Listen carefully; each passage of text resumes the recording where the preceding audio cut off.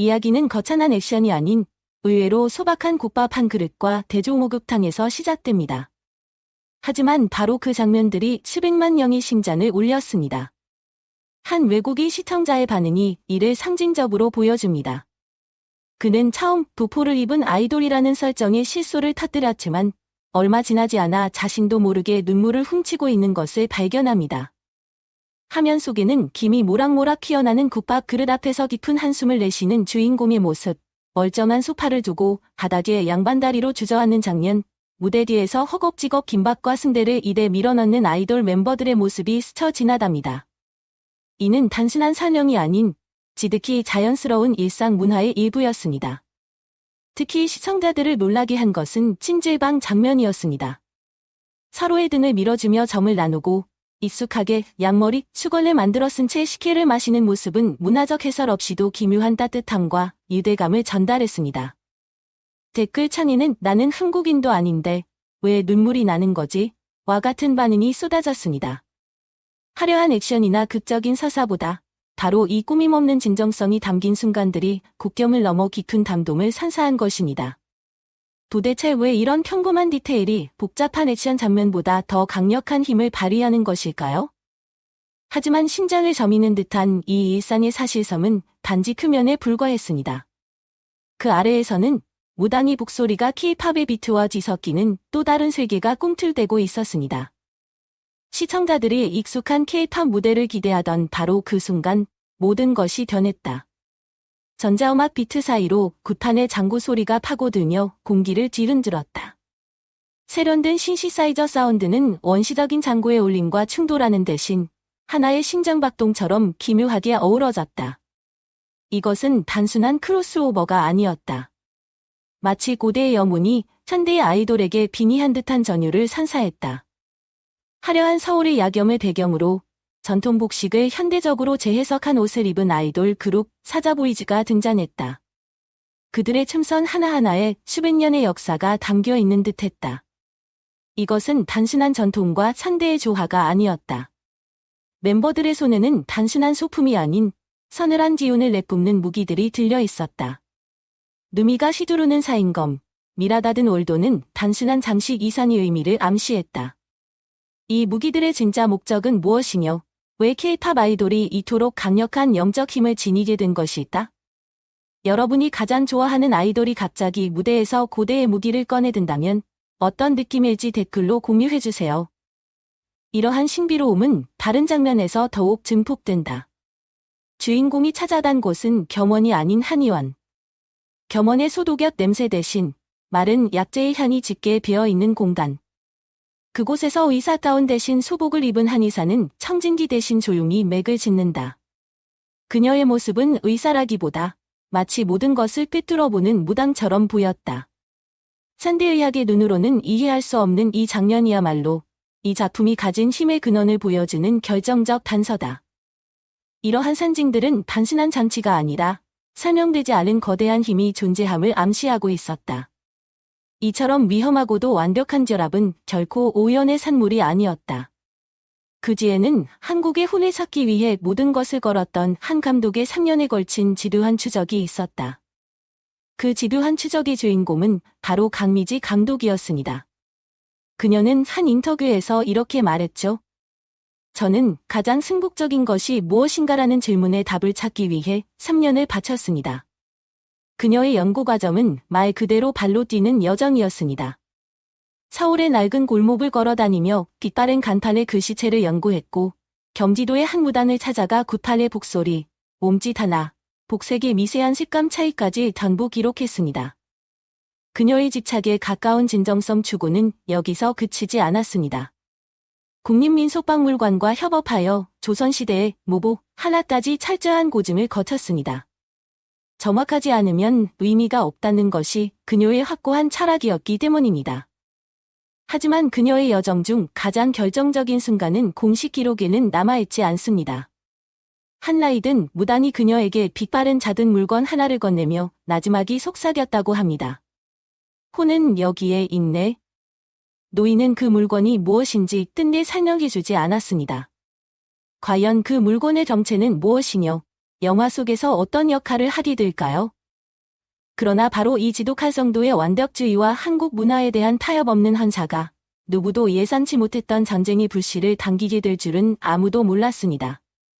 국경 너머에서 분노의 불길이 서서히 타오르기 시작하고 있었습니다. 감독의 의도와는 무관하게 작품은 예상치 못한 문화 논쟁의 중심에 서게 되었습니다. 논란은 중국의 한 대형 커뮤니티에 올라온 게시물 하나에서 시작되었습니다. 작품에 나오는 도포와 갓은 중국이 원조다. 무속 문화 역시 중국에서 전래된 것인데 명백한 문화 도움이다. 라는 주장이 걷잡을 수 없이 퍼져나갔습니다. 이곳 누리꾼들은 한복의 원형이 한풀하며 비교 사진까지 증거로 제시했습니다. 이는 단순한 비판이 아니었습니다. 우리의 것을 훔쳐갔다는 격앙된 감정이 실린 사실상의 산전포고였습니다. 이들의 주장은 정말 타당한 것일까요? 아니면 성공에 대한 시기심일까요? 하지만 거센 공격에 맞선 단격도 만만치 않았습니다. 한 미국인 한국학 교수는 문화는 살아있는 유기체처럼 전파되고 각자의 토양에서 고유한 모습으로 자라난다며 학술적 관점에서 반박했습니다. 논란의 중심에 성강리지 감독은 침착하지만 간호했습니다. 그녀의 답변은 명쾌했습니다.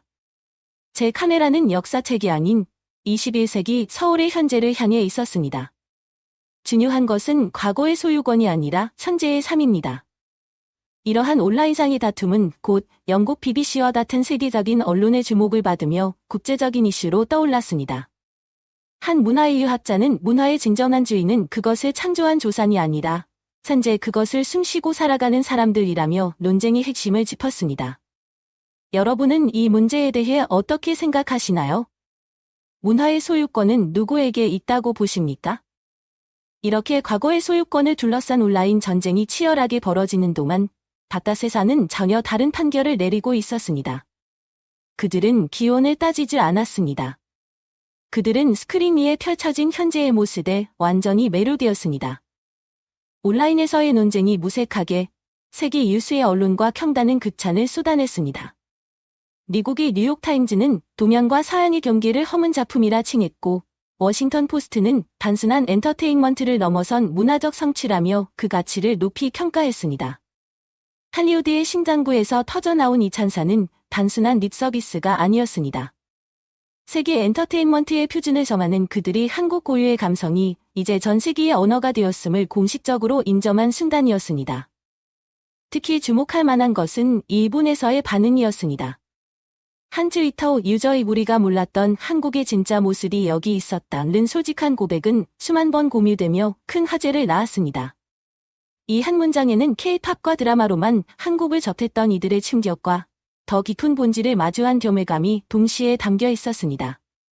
가깝고도 먼 나라의 진정한 얼굴을 이제야 발견했다는 솔직한 고백에 많은 일본 네티즌들이 공감했습니다. 이 영상을 보시는 일본 시청자분이 계시다면 이 작품이 어떤 의미였는지 댓글로 남겨주세요. 이러한 열기는 유럽으로도 이어져 독일의 한 영화제에서는 서구 중심적 시각에서 벗어나 동양이 고유한 정서를 완벽하게 구현했다는 평과 함께 특별상을 수상했습니다.